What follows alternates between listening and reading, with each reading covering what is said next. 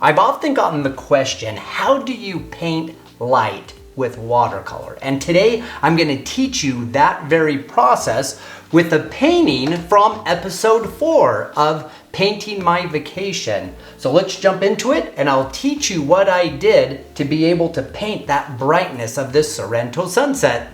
This painting is inspired from episode 4 of Painting My Vacation. It's inspired by an unforgettable sunset along the coast near Sorrento, Italy. But here's the thing.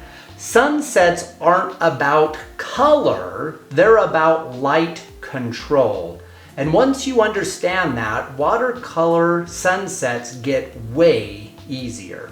In the next few minutes, I want to show you, number 1, how to protect your light before you even paint. Number 2, how to build up your washes to create brighter sunsets. And number 3, the contrast trick that makes water and light glow.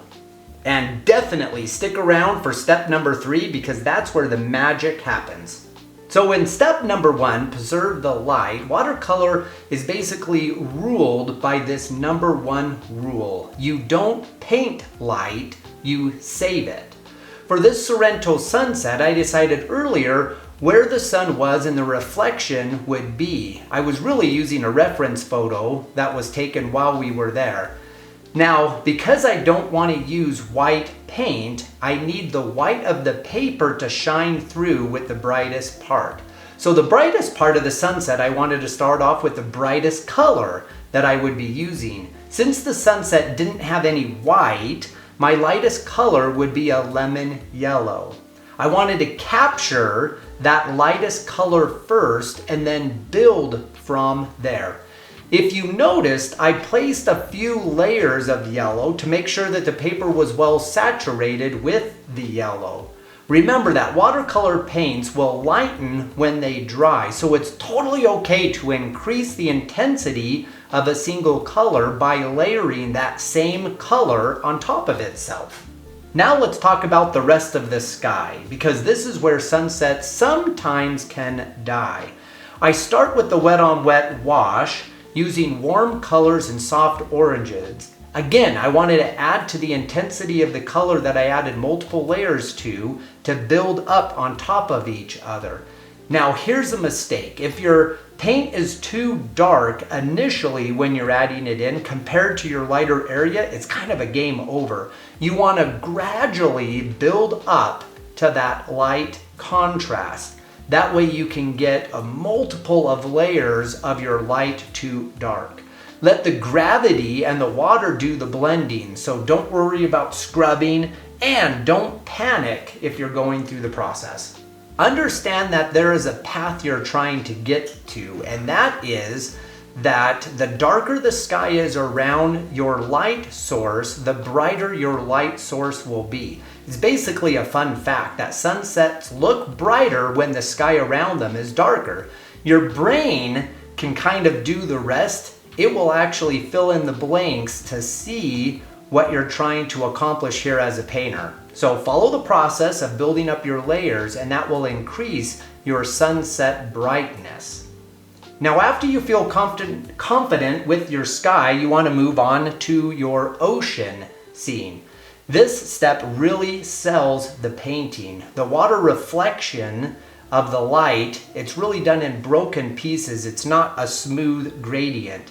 I actually use a metallic watercolor paint to give a little extra shine to this reflection to help sell the painting a little bit better.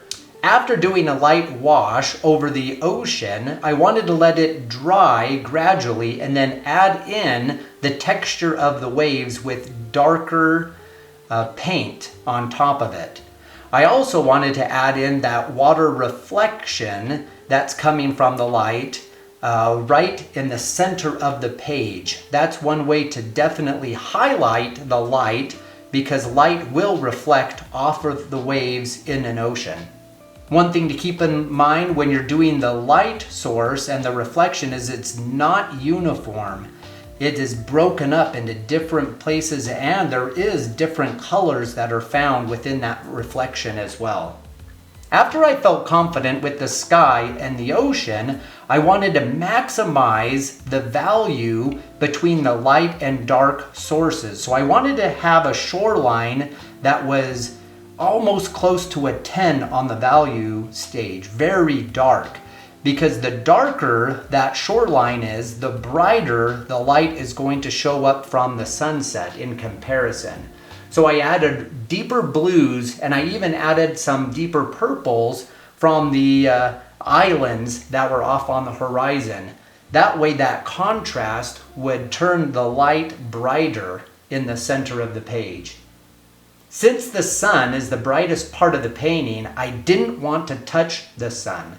I wanted to keep building up the deep contrast around the sun, and naturally the sun would look brighter.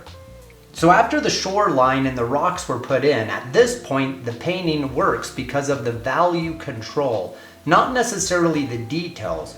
Notice how little I actually added? The shoreline is a way to anchor depth into the painting. The greater the contrast between the dark and the lights will create better lightness to the painting. And watercolor truly rewards restraint. That way I didn't have great details in those rocks and shorelines. They're pretty basic shapes. Here's a little art insight as well. Most professionals stop earlier than feels comfortable. So even if you're in the process and you feel like you need to keep working on the painting, that might be the best time to stop and shelf it and let it sit for a moment. Maybe come back in a week or two to add a little bit more detail. Hey, if this helped you understand light with watercolor better, please do me a favor, hit that like and subscribe button. That way you don't miss out on any of these other videos. And if you hadn't had a chance to watch episode 4, I'll include that link down in the description line. Thanks again. Have fun painting.